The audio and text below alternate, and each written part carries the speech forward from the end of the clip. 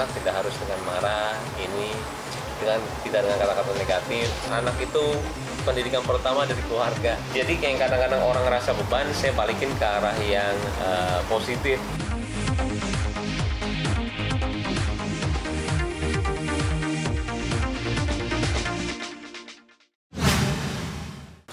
Kalau Kiano itu sekarang sudah dia tuh cepet ini ya, cepet nanggap untuk orang bicara.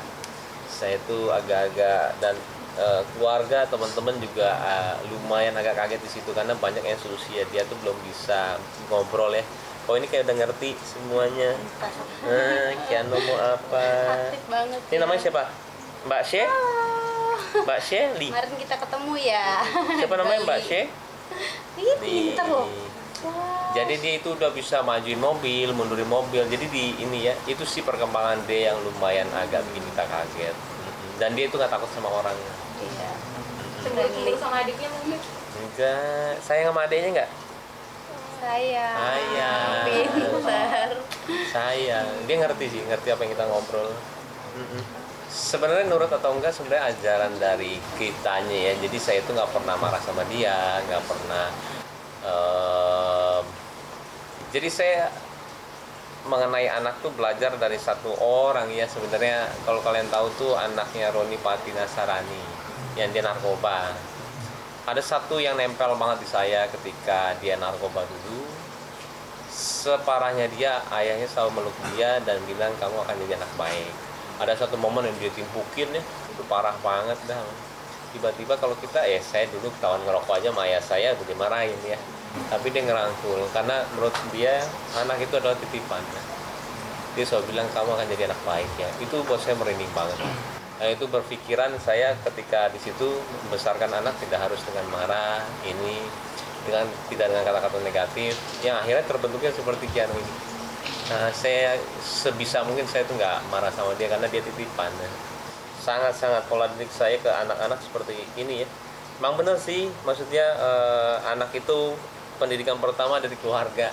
Karena dia ngikutin apa yang kita ini ya. Saya ngomong, hai bro, gitu. Ya pak, gitu. Ngikutin semuanya. Jadi dia ngelihat kita sholat, dia sholat. Memang cerminan pendidikan pertama itu ya keluarga ya. Makanya saya kadang-kadang kalau lihat di TikTok tuh ya suka anak-anak yang kasar itu ngomongnya. Saya jadi ngebayangin orang tuanya ngelepas dia, habis itu dia ngeliat orang, habis itu dia ikutin kata-katanya. Karena banyak banget anak-anak di TikTok itu maaf ya terlalu bebas banget ngomong, apa yang kasar-kasar pun dia itu ngomong ya. Sedih sih saya. Dan itu semuanya dari pendidikan orang tuanya sih. Mas, Mau apa sayang? Agak Mau sulit naik nggak ini sih? nggak? Mau? Mau apa? Ngantuk. Mau bobo? Ngantuk dari tadi.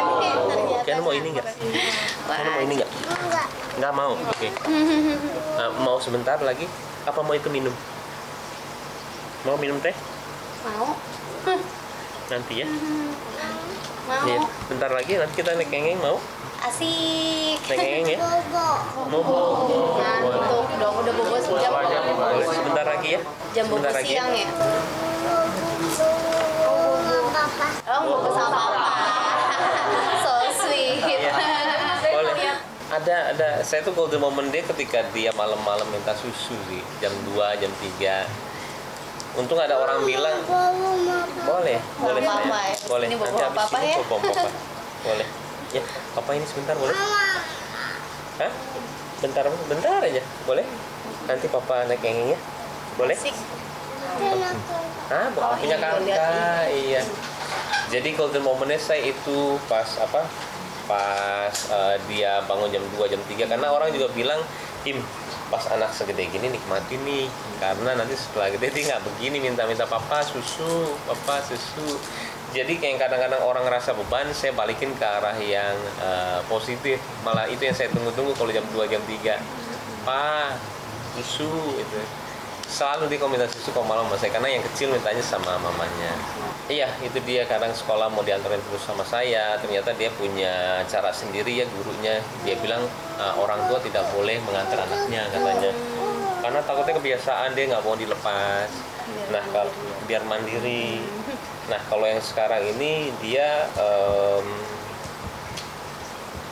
dia udah apa ya namanya, dia ngikutin saya misalkan mau kerja gitu ya, dia kadang-kadang nangis tapi kita kasih pengertian sama dia yang akhirnya dia kalau misalkan papa misalkan nggak di rumah, papa kerja, dikasih pengertian itu. Yang awal nangis dulu sama, tapi gini loh, kayak saya awal kan dia itu selalu mau naik ngengeng ya mobil, mau itu jam 12 malam, jam 2 pagi, jam 4 pagi.